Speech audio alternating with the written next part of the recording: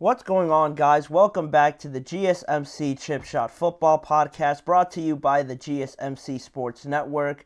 Live today on July the 3rd. I'm your host, Manny Maradiege. On today's show, around some more NFL topics, we're going to solve some problems, or at least we're going to try to solve some problems that are continuing to drag on throughout this offseason, starting off with Aaron Rodgers. Where was he during this time of not knowing why he missed mandatory minicamp? We're going to talk about it. The location has finally been revealed, and we're going to mention a breakdown of it and just my overall thoughts on it. Then we're going to get into Courtland Sutton. He is potentially considering holding out of training camp if the contract negotiations with him and the Denver Broncos don't speed up a little bit or just don't progress overall. We're going to see what the Broncos could do there and what is the best overall solution, and also get into Haason Reddick being traded over to the Philadelphia Eagles, to the Jets from the Eagles, and how that is just all turning into a big mess, quite honestly, and what can the Jets do to better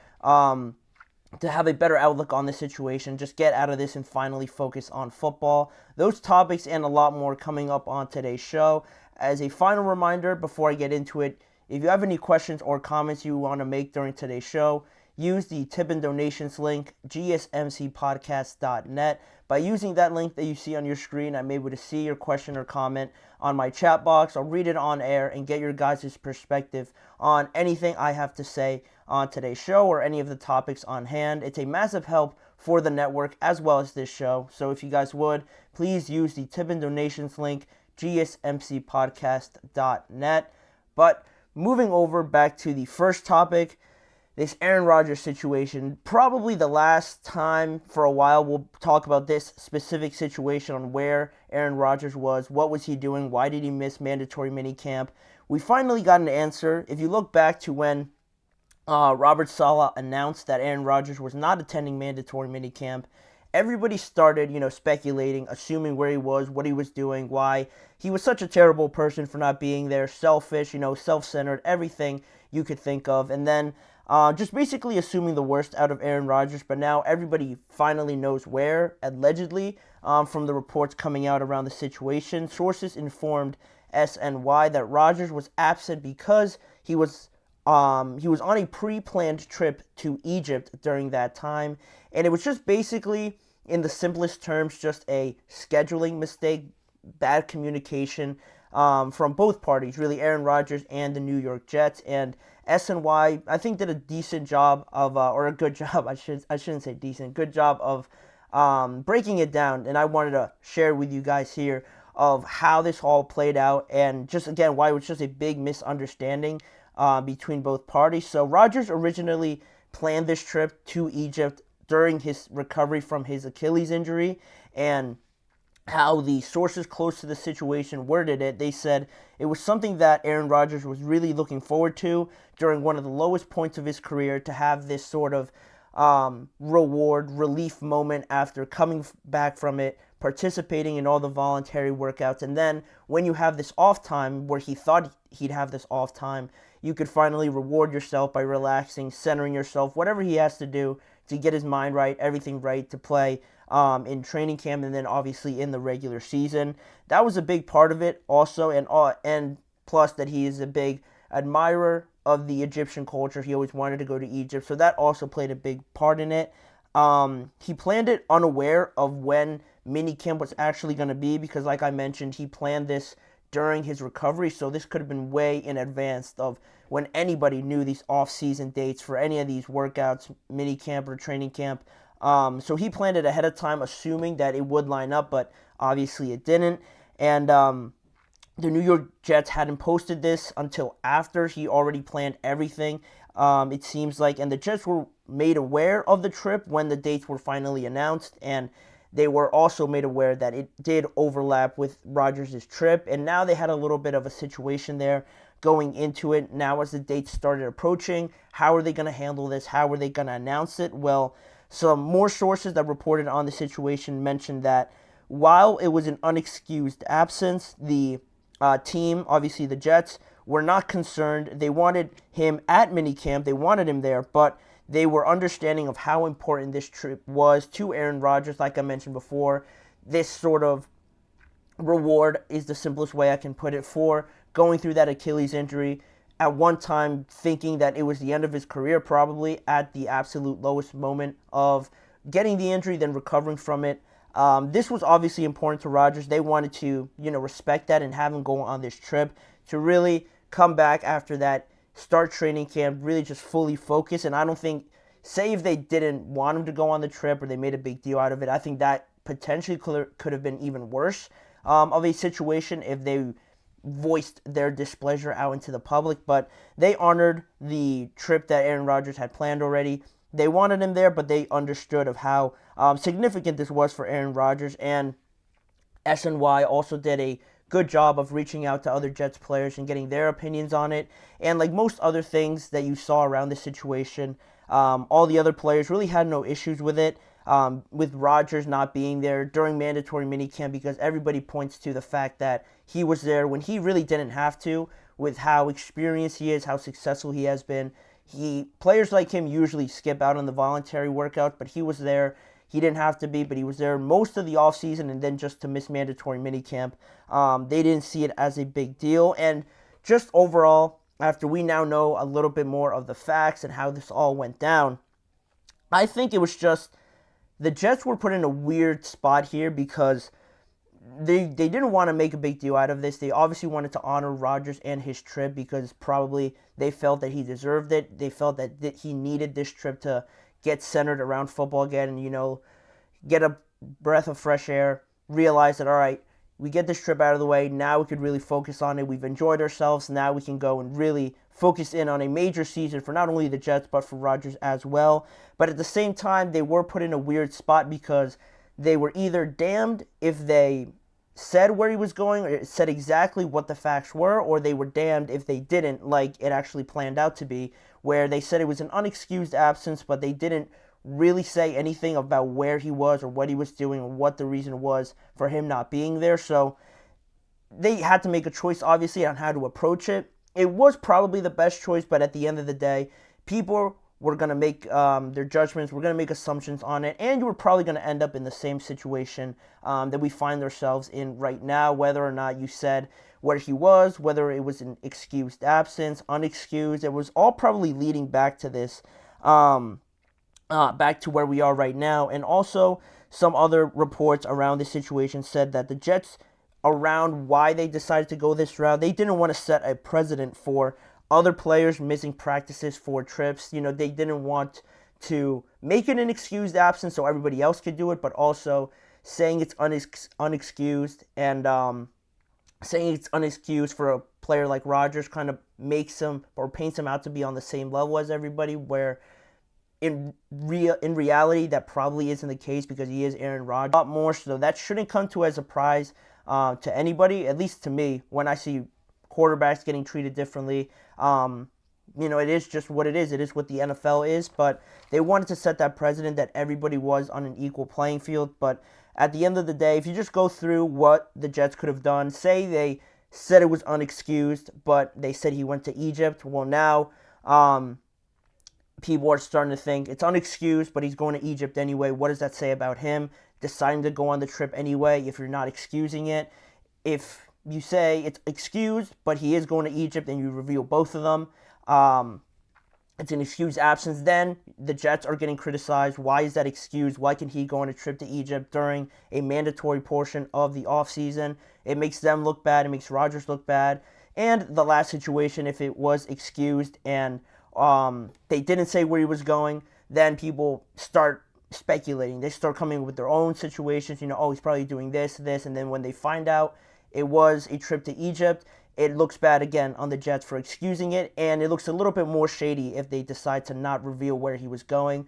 So, in a very tough spot here for the Jets, just trying to, I think, finally get over this last point, trying to handle it as best as they can. And at the end of the day, I have no problem with him going on a trip like this. Yeah, it stinks, and it obviously isn't ideal that it is during a mandatory portion of the offseason, but in reality, it's still football in shirts and shorts. So again, it's like a just more official executive version of OTAs or just a voluntary workout. You're basically doing the same thing, but You're doing more 11v11s, going through more team drills rather than individual things. So, I don't know. I didn't think it was too big a deal. Again, when it comes to things like this, it's a little weird because it is Rodgers' personal business on where he goes.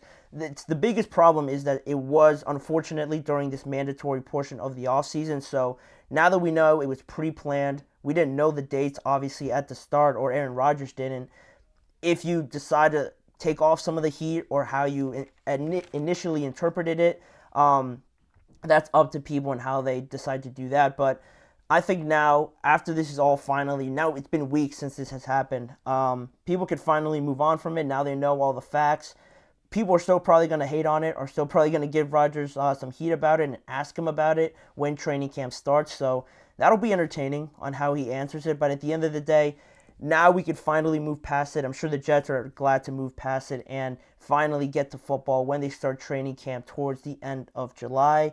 But that'll be that topic. And on the topic of players and figuring out what is going on up until training camp, we're going to talk about the Denver Broncos and Courtland Sutton in the next segment. Why Courtland Sutton is potentially thinking of holding out during training camp and what has led to it, and what maybe can the Broncos do about trying to keep him, or in my opinion, deal him.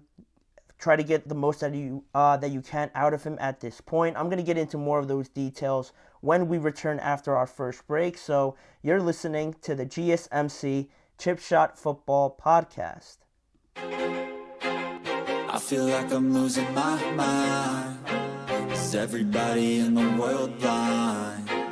Please, Lord, give me a sign, a sign.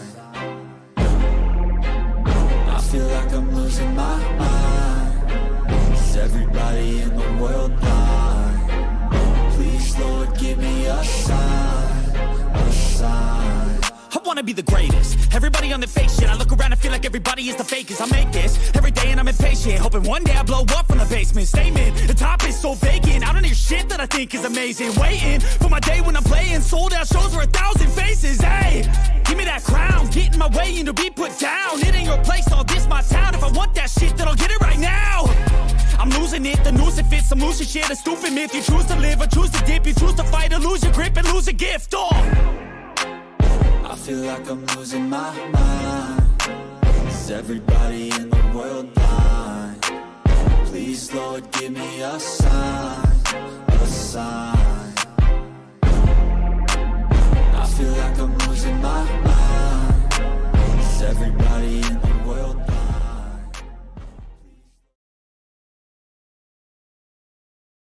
Welcome back here to the GSMC Chip Shot Football Podcast to move on to our second segment talking about the Denver Broncos and how they're progressing with their contract negotiations with their star wide receiver, Courtland Sutton. Courtland Sutton was part of this wide receiver group this offseason that was trying to look for a contract negotiation, trying to get an extension done with the Denver Broncos, although this one's a little different, a little bit more low-key, because Sutton and the Denver Broncos haven't really talked too much about it. You know, everything's been downplayed, everything's been kept to a minimal compared to other situations like Brandon Ayuk or Tyreek Hill talking about his deal. Guys like that. This one has really been hardly talked about at all. I've mentioned it on a few occasions, but there really hasn't been, one, any progression from it, and two, the Broncos not saying too much, and Courtland Sutton also not saying too much.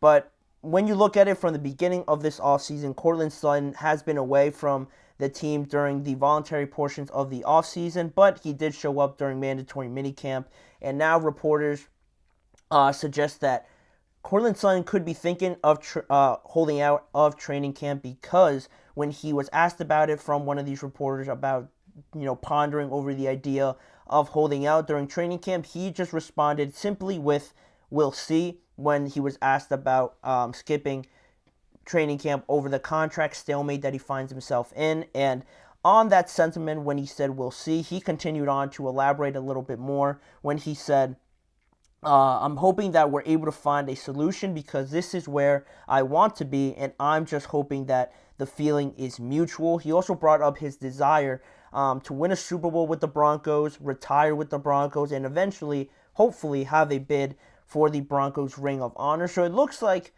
Courtland Sutton isn't too bothered about the situation with the Denver Broncos. It looks like he really is committed, or at least he's painting a good picture to be very committed to the Denver Broncos and this long-term project, and just really buying into what Sean Payton is trying to build there with a new quarterback coming in with Bo Nix. It seems like he's not trying to jump ship. He is 10 toes down, wants to help rebuild the Broncos and be a massive part of their legacy going forward. But I think it's in a weird situation because that is what Courtland Sutton wants to do, but what is in the best interest for the Denver Broncos? In all honesty, they've made a lot of questionable decisions over the last few years with the Russell Wilson deal. They had to get rid of Jeffrey Simmons because they put themselves in a bind off of that Russell Wilson deal.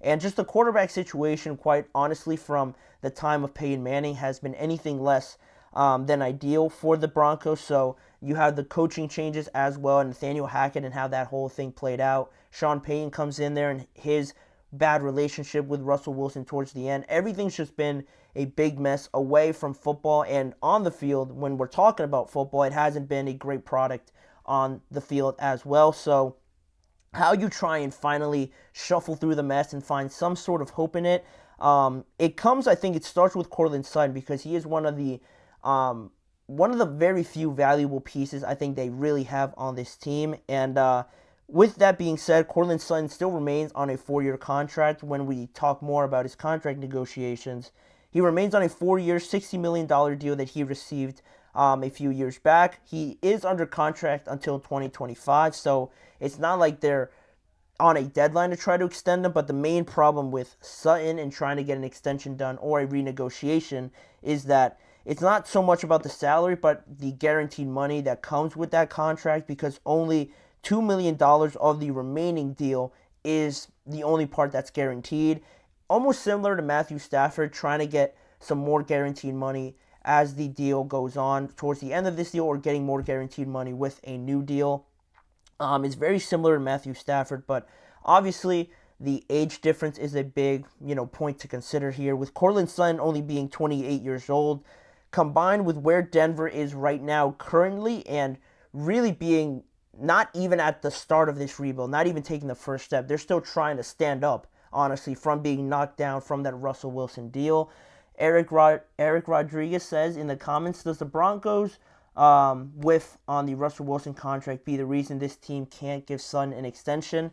It is a big part of it. I was going to get to that and just mention that their salary situation just puts them in a bad spot where I just don't think it's worth it, because you're already in a hole with the Russell Wilson deal, the backlash of it, and having to deal with huge dead money hits to your salary cap. And now you talk about Courtland Sutton and this deal, and the least desirable problem with the contract for the Broncos is the guaranteed money, because now we're talking about not dancing around the salary or converting it to a signing bonus. All those sort of things that teams are able to do to work around the salary cap, they're not able to do because Courtland Sutton is trying to get more guaranteed money. So it just doesn't line up to me. If they're already in a hole and you want to guarantee maybe a lot of money, I don't know how much Courtland Sutton is asking for, but it's all going to be guaranteed. So it doesn't really, add up to trying to rebuild this team from where they are right now. If you're giving him however much guaranteed money he wants, and you're already in a bad spot, it doesn't help build out the rest of the team on how it could improve. On the defensive side of the ball, they could use a lot of help. Their offensive line isn't great also. What are they going to do with the quarterback situation? Is it going to be Bo Nix, or is it going to be Zach Wilson? How that's all going to play out. It's probably going to be Bo Nix, but you want to get him as much help as possible, and I don't think just guaranteeing money to one player is going to do all that much for him and the entire organization. So it has to do a lot with that Russell Wilson, contract, the backlash of it, like you mentioned, Eric. So it puts them in a bad spot, and I just don't think their timelines really match up, because Sutton is still in a good spot where he wants to win right now, and like I mentioned before, the Broncos are still trying to stand up from taking that huge hit from that Russell Wilson contract and releasing him. It still was the right choice. I think they did a good job of, just getting it over with right now. But you have to take on the consequences of giving him that massive contract and it turning out in the worst possible scenario that it could have. And the lineup, the timelines with Courtland Sutton being in a situation where 28 years old, pretty much in the prime of his career, I would think he is looking for a situation to win right now and be as successful as possible right now. And I just don't think the Broncos could give them that. And at the same time, I don't think Courtland Sutton can give the Broncos what they're looking for, because he is looking for guaranteed money at the end of the day, especially because if we're talking about what they could do with him now and why I believe they should, cash in on him now, where he's coming off of a great season, having all those quarterbacks play for him last year. He, without a doubt, was their best player, without a doubt, their most talented player probably on their entire team. And with that being said, you could leverage that a little bit more with other teams trying to trade him. Maybe you could squeeze out a couple of picks instead of just one, or of higher value instead of lower value. I think right now is the perfect time, honestly, to trade a guy like Courtland Sutton, because they already got rid of one of their valuable assets in Jeffrey Simmons. They released him because he just became too expensive for what they were in a hole with Russell Wilson, so they had to release him. You got nothing back from him, so at the same time now, with Sutton, you still have a valuable diamond here, sitting here on your team, and it's obviously going to be great if you could keep it. You don't want to part ways with that shiny, valuable asset that you have, but for the benefit of the long-term vision for this Broncos team, they haven't been very prominent in any sort of playoff contention, AFC West contention, anything for the last few years because of the quarterback issue, and now they're in another bad spot with it again.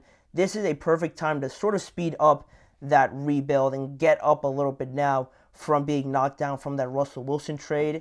Sutton could definitely be traded for a good amount, I believe, in this offseason or next offseason also, because I just don't think it will benefit the Broncos that much in the long term. Trading Sutton will also, you could say, to try and keep Courtland Sutton, to make an argument for keeping him because he is a good player. You don't like to get rid of good players. You could say that he helps develop Bo Nix. Having that great elite wide receiver one does help Bo Nix develop. And while I do see that point, I just can't see it really making that big of a difference, because if you're only talking about one weapon, I mentioned it with other rookie quarterbacks, young quarterbacks, you need multiple. You need a multitude of weapons, protection, and all these things to at least have a decent season and not look like a complete bust. If you only have really Courtland Sutton, and I don't want to discredit other pieces that they brought in, because I like them drafting Troy Franklin. I like that they signed Josh Reynolds from the Lions. Marvin Mims seems to be getting some good praise during training camp, but again, I just don't see it at the level where it's really going to take Bo Nix that much further than where he would be without Courtland Sutton and the rest of these guys. If you trade Courtland Sutton, you get more in the future to potentially help Bo Nix more so later on. You don't like to throw away the season before it even starts, but in reality, they're not in a position right now to have Courtland Sutton on their team and think you're going to do much better than you did last year. Even with Bo Nix coming in, it doesn't really make that much of a difference for me. But that's just how I feel. What they could get for trading Courtland Sutton, that's a whole different conversation if they decide to go that route. But for right now, it seems like they're still in contract negotiation talks. So we're going to keep track of that as we move on through the offseason and as we move on with this show, because we're going to move on to the next topic, talking about Haason Reddick. Another contract dispute going on in the NFL with Haason Reddick being traded from the Eagles to the Jets.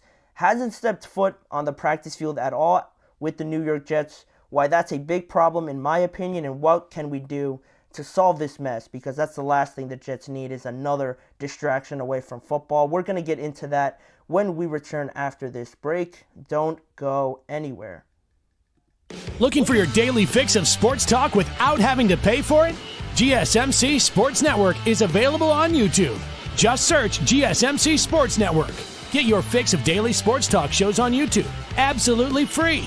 NFL, college football, NBA, MLB, MMA, UFC, fantasy football, and so much more.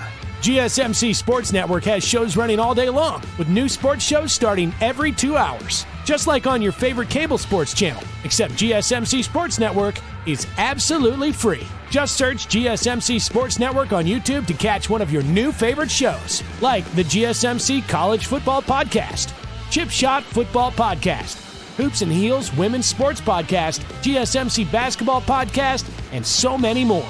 Check it out for yourself. GSMC Sports Network, now available on YouTube absolutely free. Search GSMC Sports Network on YouTube right now.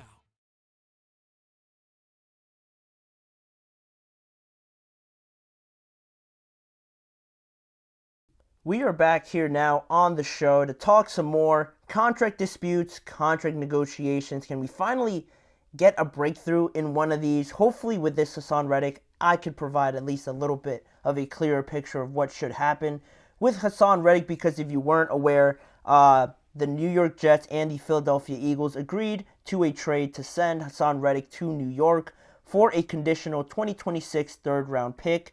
This happened back in March, towards the end of March, March 29th, between that and April 1st. It happened between one of those days because I know that on Haason Reddick's contract deal, on his deal that he had currently with the Philadelphia Eagles, there was a bonus that they were supposed to give him if he was still on the team by a certain date. So they decided to trade him. If they felt they weren't going to extend him, it was probably better off in their interest to trade him, and that's exactly what they did. Since Haason Reddick has been part of the New York Jets officially, he has not stepped foot on the field as a Jets player over the contract talks that there have been going on, actually. 2024 is set to be the final year of Haason Reddick's current contract that he's on, and the issues that he faced with the Philadelphia Eagles over negotiating a new deal ended up with him being traded, like I mentioned, and sources indicated at first that Haason Reddick was looking for more guaranteed money at 30 years old, something that the Jets probably up until this point have been hesitant about giving him. Not so much about production, but also because the Jets are in a very small window right now where if they give out guaranteed money to a player at 30 years old, not coming off of his best year, personally and as a team with the Philadelphia Eagles, how much is that really going to benefit him in the long term? They're really looking at a 2-year, 3-year window max where they want to get the best out of all the players that they have right now, and guaranteeing money to Haason Reddick for however long it is might not seem like the best idea. So I probably wouldn't go ahead and do it, just from my point of view and how this has all been broken down. But more sources around the situation, according to ESPN's Rich Kamania, Reddick had told the New York Jets initially that the contract negotiations wouldn't be a problem before the season, and he made it seem like everything was going to be figured out. There would be no potential of him holding out or anything like that, but that obviously turned out to be completely false, because right now that's exactly what has been happening.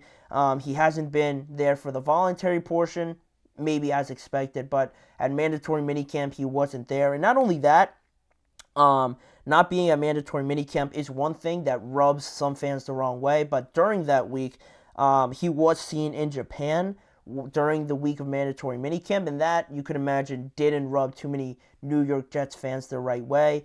And it's not looking great right now for Haason Reddick. And also, just to add on to that, the Athletic's Zach Rosenblatt also believes that it's unlikely that the New York Jets sign Haason Reddick to an extension even before the start of the season. So that would be probably the worst case scenario up until this point. Now we're talking about the regular season, and not getting an extension done by then is a problem because, like I mentioned, the Jets have this small window right now because you don't know how many solid years Aaron Rodgers has.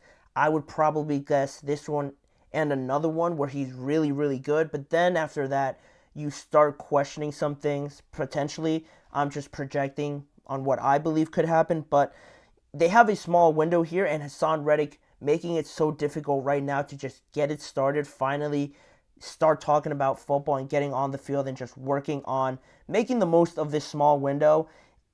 It's starting to rub me the wrong way. If I was a Jets fan and I was seeing this and how just annoying it seems like it is right now. I wouldn't be happy about it, and some, fans around this situation, some fans and analysts even have thrown out the idea of just trading Haason Reddick or cutting him because he'll be a free agent next year and he is on a contract year. It really doesn't benefit him. It isn't in his best interest to not be part of a team this year. If he is trying to get guaranteed money, you want to be on the field proving that you deserve it. Even if you don't get it at the start of this season, you want to be on the field so that next year, if you do end up being a free agent, you have a good leverage point to build off of that and get as much money as possible. But, that's where it stands right now with Haason Reddick. So what do we do? What do the Jets do about Haason Reddick? He hasn't contributed at all to them.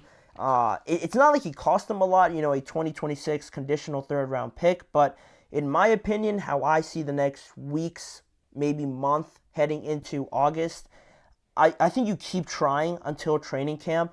You keep trying, keep insisting with Haason Reddick to find some sort of middle ground for yourself and also for Reddick, so both of you can be content with a deal to be ironed out. And I would even extend it a little bit into August if you can, if you feel that you're close, if you feel that you're sort of making small strides to finally get something done, you could push it until August.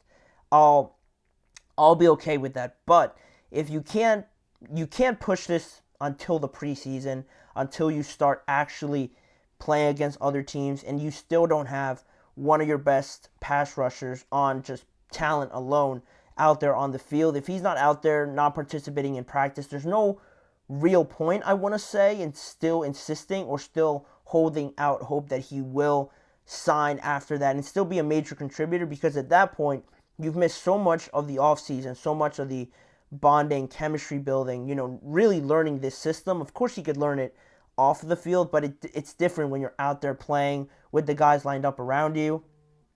And I wouldn't push it.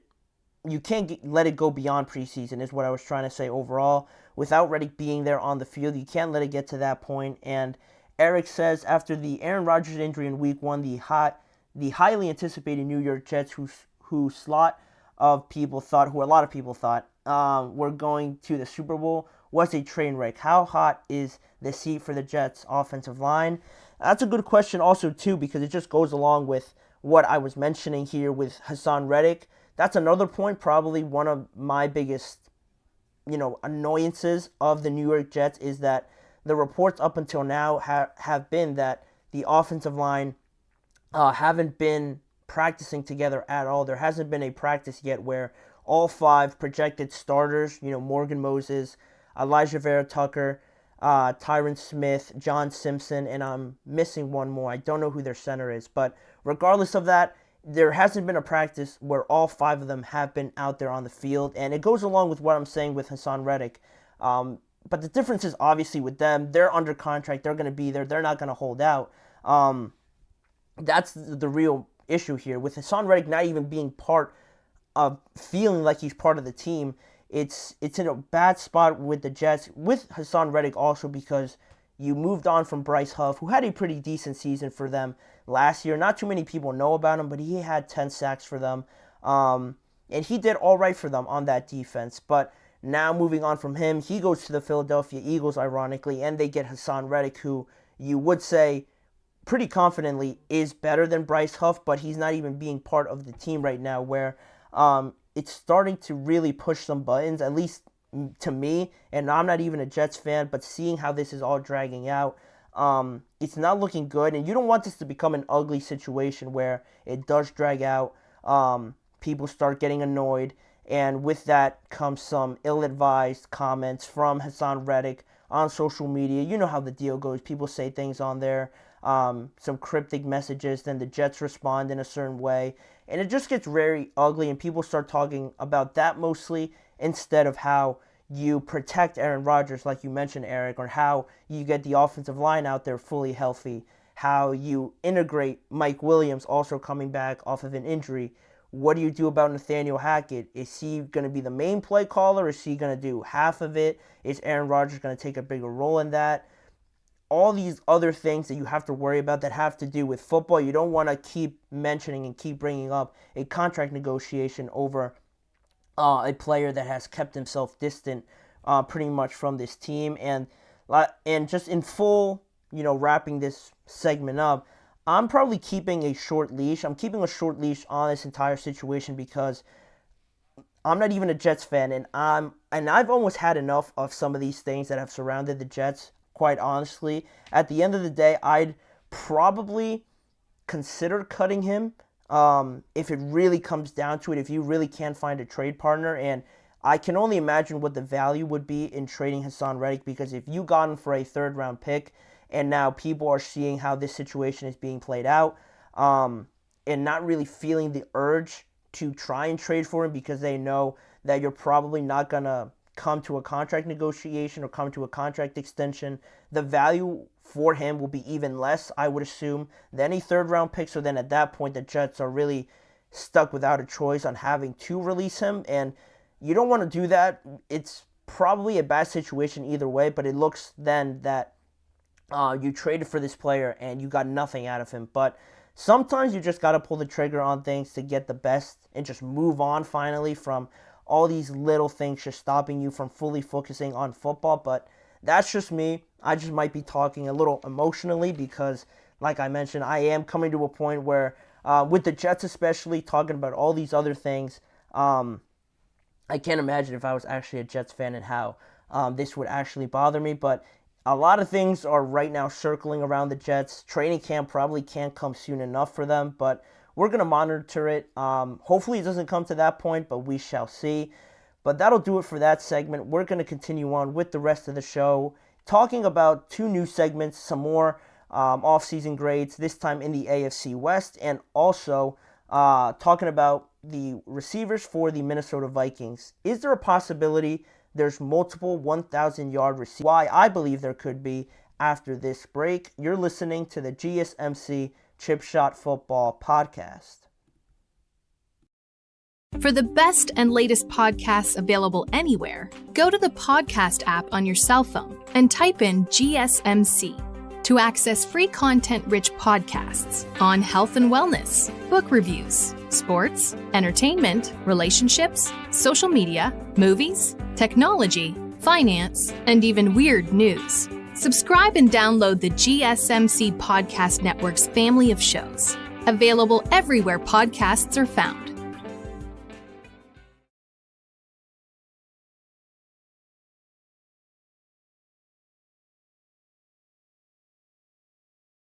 Jumping back into the action now, some more off-season grades. And when I saw I had more off-season grades, I realized in yesterday's episode I mentioned how that was the last one.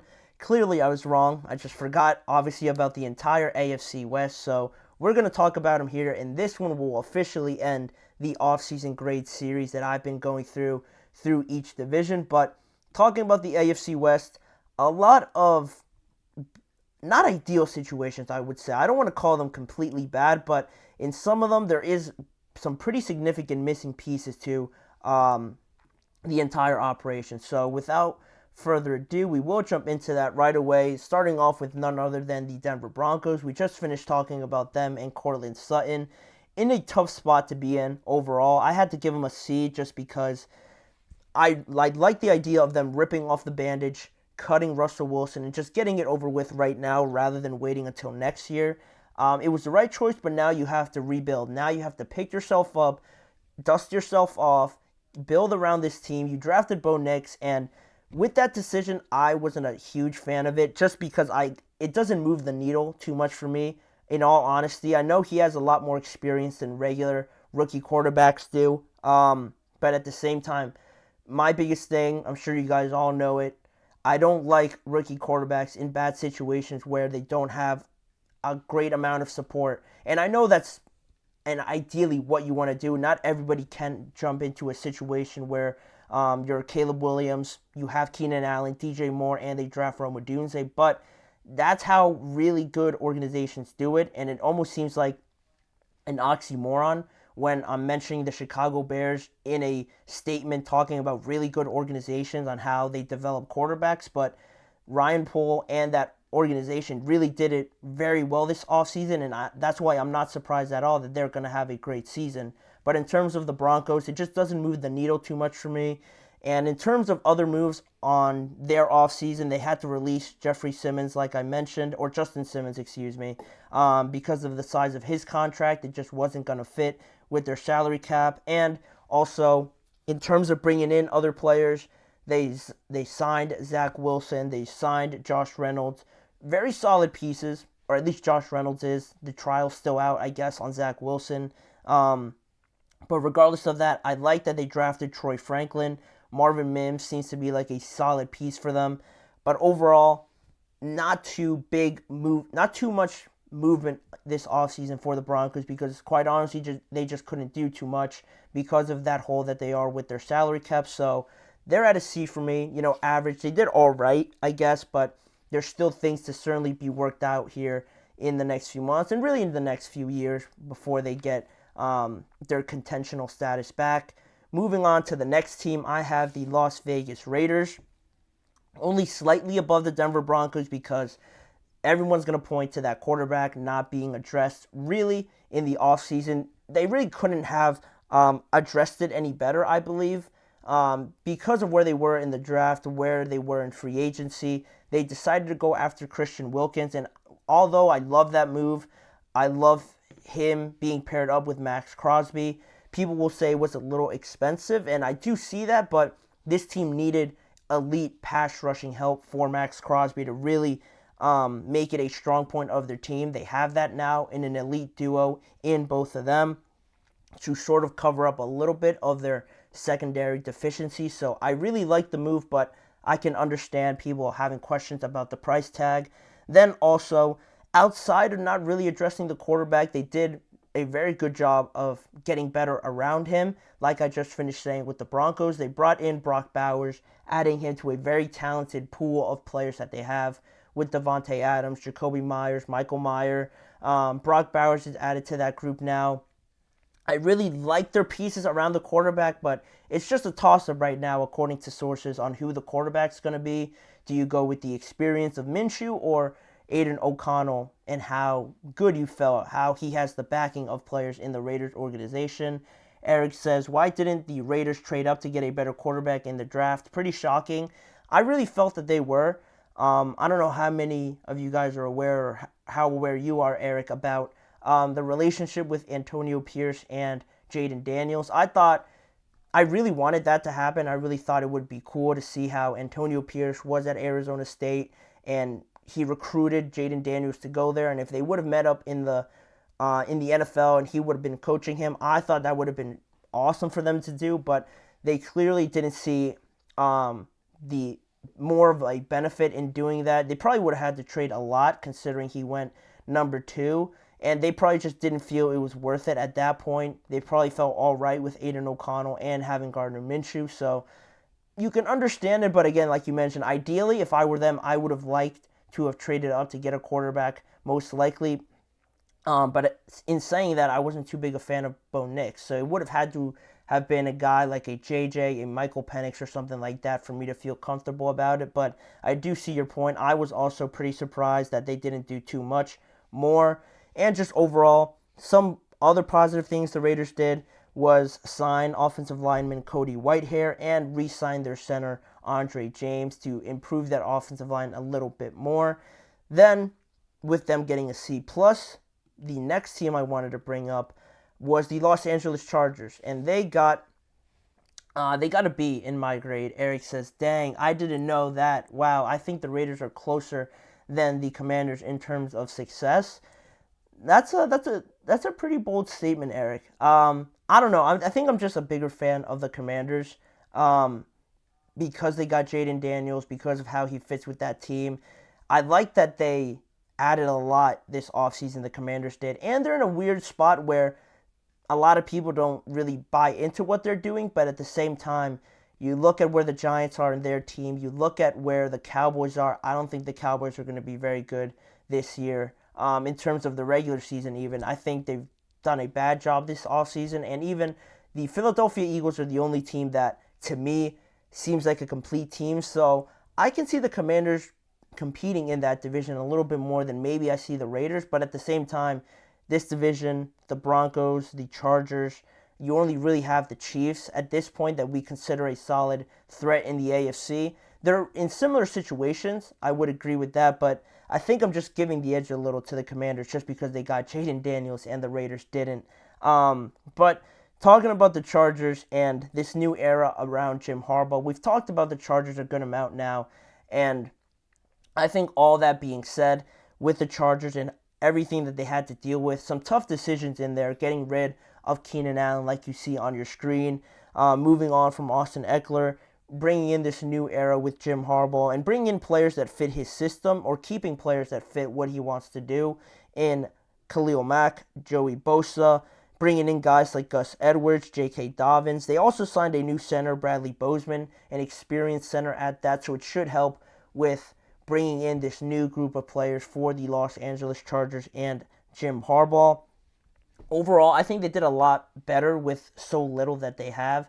And in a tricky salary cap situation with Keenan Allen, deciding to move on from him and just trading him, I think only for a third-round pick, couldn't have been easy, so credit goes to the Chargers. And I'm excited to see them because it seems very positive on what is coming out of their mandatory minicamp and their OTAs. Eric says, Tom Brady comes out of retirement to play for the Raiders. I had just joking. Imagine if he did that and if he became a part-time owner for them and he still came back and played for them. It wouldn't surprise me if Tom Brady unretired again. He can't stop talking about football. It's a good thing he's an announcer, but it wouldn't surprise me at all. I'm being serious if he came out of retirement. But sticking with the Chargers, just closing it out here for them. Good what they're doing. I like the rookies that they added. It seems like the rookies really are becoming a hot commodity for them. A lot of praise is coming for Joe Alt and also for Ladd McConkey, their second-round pick. They're feeling a lot more optimistic, I think, than other teams would. I feel like other teams would be saying things like, this is going to be a long process. We're just really starting to get the building blocks to all of this. But I think Jim Harbaugh has done a good job of invigorating this team with his energy on a positive outlook, and it feels like everybody is buying into that and really believing that they could do something this season where a lot of people don't believe that they can. I have my doubts, but who am I to question Jim Harbaugh coming off of a national championship? So I gave him a B. I think that was pretty solid for where they were. Then the last team, obviously, talking about the Kansas City Chiefs, I gave them an A-. They were crying out for a wide receiver last year, and they still wound up winning the Super Bowl. Doesn't really make any sense, but I guess that's just the Chiefs. It doesn't really make sense how great they are, or I guess it does if you just bring up Patrick Mahomes. Great quarterback, obviously, if you didn't know. But in terms of this offseason, they already had Rashee Rice to build off of last year as a rookie. He was very good for them, but now he has that other year of experience. I know there's those off-the-field issues that the Chiefs and Rashee Rice have to deal with, but he had a very good season on the field, so if you build off of that, he's going to be a good piece. Then you also look at the other pieces that they just added around him, because you look at Marquise Brown, you draft Xavier Worthy, absolute speed coming from both of those guys. Xavier Worthy broke the record for the 40-yard dash, and Marquise Brown also was the Cardinals' best receiver in a very poor offense. He definitely stuck out. He now goes to the Chiefs, and now they have two very good receivers to go along with Rashee Rice, and not to mention Travis Kelce also, if you forgot about him. And talking about long-term with the Chiefs, I don't think it's a bad idea to start looking for other weapons outside of Travis Kelce, not to mention or to put him in a conversation where he's not going to do anything, but it wouldn't hurt to start looking for younger guys like an Xavier Worthy, Marquise Brown, maybe somebody else you find later on, to start taking the pressure off of Travis Kelce a little bit, because he undoubtedly is closer to the end of his career than the start or the prime of it. Eric says, what are their chances at a three-peat? I think they're very good. Like I mentioned, they had no receivers last year, or at least receivers that you wouldn't put them in a category of, yeah, the Chiefs have this receiver, they're a A1 elite wide receiver. They really didn't have any of that. Rashee Rice was a solid piece as he came along, but now they bring in guys like Worthy, Marquise Brown. Isaiah Pacheco is a running back that I don't think gets a lot of credit, as he should. their offense is as close to perfect in what they're trying to run in their system as it can get. Of course, it's going to take some time with Xavier Worthy being a rookie, so you don't want to put too much pressure on him, and Marquise Brown coming into a new situation. But I think their chances, ironically, are somehow better than they were right after they won the Super Bowl. They somehow got drastically better, and with that, they kept Chris Jones also, which was a massive piece, one of their leaders of their entire team. You look back onto that Super Bowl and how he had that pressure on Brock Purdy that saved the touchdown for the San Francisco 49ers. So deciding between him and L'Jarius Sneed, it was going to be tough. It was always going to be tough, but I think they made the right choice. I think Chris Jones gives you more positives, more benefits out of him than I think L'Jarius Sneed would. So that's another decision in free agency that they had to resolve. And Travis Kelce getting older, does that play a factor?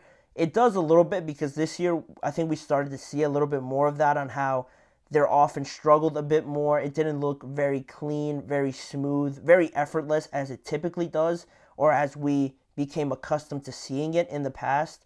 Not to say that Travis can't contribute at all or anything like that, but if you could reserve him a little bit more, not have him be the entire offense for the entire regular season, if he could really blossom and really produce in the playoffs where everything becomes amplified, slowly, if that becomes his role and he becomes that sort of closer to really perform in the playoffs, I think that would be ideally where his situation goes. And I think that's just natural for any team. As they get more successful, they try and find other playmakers, and I think the Chiefs did a very good job of that in this free agency. But that'll do it for this series. That'll do it for this segment. Let me know what you guys think of those grades that I gave the Chiefs, the Broncos, the Raiders, and the Los Angeles Chargers. And I'll come up with another series, I'm sure, that I will start in a few days. But leave your thoughts in the chat box or in the comment section after the show. But on that note, we do have one more segment to get to. We do have one more thing to talk about. The idea of the Minnesota Vikings having potentially 3 1,000-yard receivers on their team. It seems unlikely with who's going to be the quarterback, but I think at the wide receiver position, or just receiver position in general, they're very talented. I don't think they're getting enough credit, and I'll give you guys those reasons after we return from this break. So we'll be right back to talk some more about the Minnesota Vikings.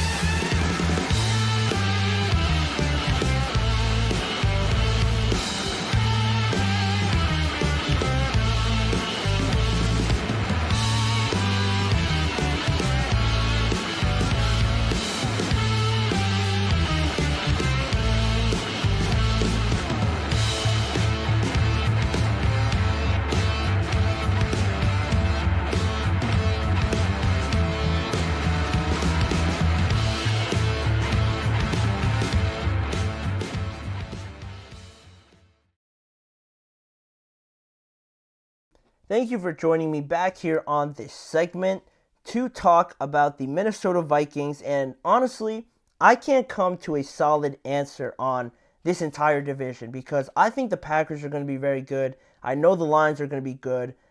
I can't see how the Bears are going to be awful. I think they're going to get much better in 2024. And then you get to the Minnesota Vikings, who I also believe are going to be very good because they have a very underrated receiving room, in my opinion, because most people don't really talk about the weapons that they have. It goes really under the radar, and I don't really know why, because TJ Hawkinson isn't really mentioned in the top tight end conversation, where you usually bring up George Kittle, Travis Kelce, and those sort of guys ahead of TJ Hawkinson. Maybe Kyle Pitts has snuck in there over Hawkinson as well, among other tight ends, where I believe that TJ Hawkinson has slowly become a very dominant player over these last few years with the Detroit Lions at first, and then coming over to Minnesota and having that combination with Kirk Cousins, I think did very well for him, and he performed outstanding for the Minnesota Vikings. Then also, to not leave out, obviously Justin Jefferson is the biggest one, but Jordan Addison, the rookie wide receiver last year out of USC, not too many people paid too much attention to him, and he quietly had a very impressive first year for a rookie. Jordan Addison in 2023, compared to all other rookie receivers in his class last year, he had 70 receptions, which was fourth among all rookie wide receivers. He had 108 targets, which was only second to Puka Nacua. He led all rookie wide receivers with 10 receiving touchdowns, and he had 911 yards, receiving yards, which was third among rookies, and just very remarkable as a first-year player. And having really not all the pressure, but a good amount of the pressure on his shoulders right away with Justin Jefferson missing so much time, he really had to step up into almost that wide receiver one role right away. And it was to his benefit that you have a guy like TJ Hawkinson on the team as well, but TJ could only do so much in a game where you're going to need production from your wide receivers, and I think Jordan Addison got 5 stars in performing the way that he did. And now, moving forward, you expect Justin Jefferson to be Justin Jefferson as he usually is, and where Jordan Addison, I wanted to focus in on him, where he could really be the key to all of this and really be that difference maker for this offense could be in how he develops in his second year. And Jordan Addison actually spoke about that in a recent interview where he mentioned his development on what sort of things he's been working on in getting better in his second year. Some of the things he mentioned, as you see on the screen, he said, "I've taken my game to the next level. In year one last year, I wasn't as confident in my releases. I wasn't being decisive. I didn't have a plan when I was coming up to the line. I was just freelancing, trying to make something work." And obviously he's been working on that, working on being more clinical, more intentional about what he's doing at the line of scrimmage, and it obviously helps learning from one of the best receivers in the NFL in Justin Jefferson. So I really am a believer in Jordan Addison. I was a big fan of his coming out of USC. I knew he was going to be very good right off the bat, just coming off of 2 years in college where at Pitt he went absolutely crazy, and then with you at USC, the combination he had with Caleb Williams and their sort of connection for that 1 year, I want to say, it was very good. It's projected him to be a very good wide receiver, a number one wide receiver at the next level. That's how highly I thought of him, and he landed in a great situation where he is super talented, but defenses can't just zone in on him because you have Justin Jefferson and TJ Hawkinson right next to him. Also, head coach Kevin O'Connell mentioned how Jordan Addison has also developed physically very well. He has gained a little bit more strength, more weight to him since he came into the NFL, and he's comfortable also playing through more contact, as head coach Kevin O'Connell mentioned. And now, talking about the idea of having multiple 1,000-yard receivers, it goes back to that idea, rookie quarterback, how can you help him? How do you make his development as successful as you'd want it to be? You get him guys like this, like Justin Jefferson, Jordan Addison, TJ Hawkinson. It makes it so much easier, regardless if it's Sam Darnold or JJ McCarthy at one point. They're definitely going to have it a lot easier with these absolute studs on the outsides for them. And if you look back to last year, Jordan Addison, TJ Hawkinson, and Justin Jefferson all were pretty successful in terms of stats and production, catching passes from 3 different quarterbacks throughout the regular season last year in Nick Mullins, Josh Dobbs, and Kirk Cousins, shuffling through all those quarterbacks and still performing with 900 yards from Jordan Addison, 900 yards from TJ Hawkinson, and 1,000 yards from Justin Jefferson only playing 10 games. It's still very impressive for what they did, and that's why I have so much hope for this team, that they could at least have 2 of these guys over 1,000 yards, I believe. Eric says, Joe Burrow in his Super Bowl year had receivers like Chase, Higgins, Boyd, and Uzama. With with these top tier receivers, can J.J. McCarthy take Minnesota to at least the playoffs? That's where my hope is. That's where I believe they could get to. I think JJ will at some point start. But even when we're talking about the level of these receivers, of this talent that Minnesota has on offense, I wouldn't be surprised if Sam Darnold goes out there and he looks fantastic, because these guys make him look that great out there on the field. Sam Darnold's never had receivers like this, other than his time in San Francisco, but that doesn't really count because he wasn't playing. When he was the starter, he never had this level of talent. So regardless if it's JJ or Sam Darnold, I think we're going to be surprised with whoever is playing and how good they're playing at any point in the year because of these receivers. To make the playoffs, that's my expectation out of them. I think they could at least make the playoffs. Because if you look at the teams that were on the brink, I want to remember. You look at teams like the Rams, like the Eagles, who were in a wild card spot, or even the Green Bay Packers. That division, the NFC North division, is going to be super, super tight, I believe. It's going to be super entertaining to watch. So, can the Vikings steal one of their spots? If you look at it, if you're projecting on how to do it, you look at the Eagles, they're not going to be in a wild card spot. I fully believe they're going to take that division. So then you're looking at someone from that division, maybe, ideally, to take that wild card spot. And I think the Vikings right now are trending in a better direction than the Cowboys are. Or who else could be in contention? Maybe I'm just trying to think off the top of my head. Maybe the Falcons. I don't think they're that much worse off than the Falcons. I think they could certainly compete with them. So you look at the teams that they're in contention with to at least have a wild card spot. I think the Vikings, in terms of talent and playing football on paper, it's drastically different, but just on paper, they're not trailing behind a lot of these teams, and that in large part is because of Jordan Addison, TJ Hawkinson, and Justin Jefferson. If you talk about some offensive talent, especially with the Falcons, you look at Kyle Pitts, matches up with TJ Hawkinson. Drake London matches up with Jordan Addison or Justin Jefferson. And then outside of that, they have Darnell Mooney and either Justin Jefferson or Jordan Addison. So in terms of talent, they don't really shy away from that. Running back, also they got Aaron Jones this year. So I don't expect that to be a weakness at all. They're in a very good spot offensively, where the defense, with all the pieces that they added, I'll be interested to see how solid they become, how efficient they become, if they could stop some of these great high-powered offenses. But overall, I do expect that they can make the playoffs. I believe that Justin Jefferson and Jordan Addison most likely will be the receivers to get 1,000 yards because TJ Hawkinson is hurt. I don't think he'll start the regular season, so that could hurt his chances. But Jordan Addison and Justin Jefferson, I could realistically see as two 1,000-yard receivers on the same team for the Minnesota Vikings. And also, just to close out this segment, having Justin Jefferson out there fully healthy completely takes the attention away from Jordan Addison. Not completely, but I would probably say 70%, 60% away from Jordan Addison, because you know what Justin Jefferson can do. Arguably the best receiver in the league. Everyone's eyes are going to be on him. Jordan Addison gets a better opportunity to succeed off of that. So, it's sort of just like picking your poison with this team. Once TJ Hawkinson comes back, I think it's going to be really tough for them to stop.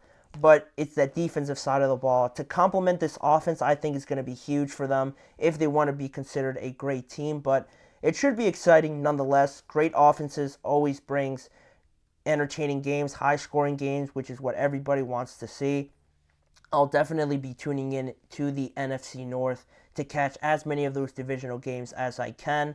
But that'll do it. That'll wrap it up for this show, this episode of the GSMC Chip Shot Football Podcast, brought to you by the GSMC Sports Network. Please remember to like, follow, and subscribe to the show, and also following the network on all forms of social media, on Facebook, Instagram, X, and on TikTok.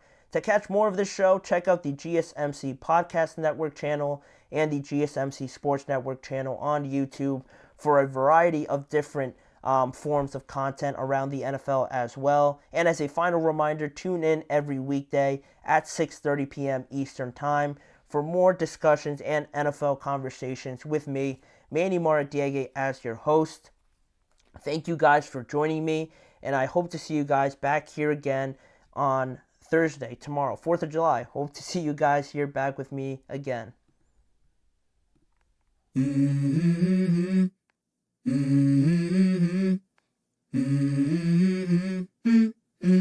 Let's go.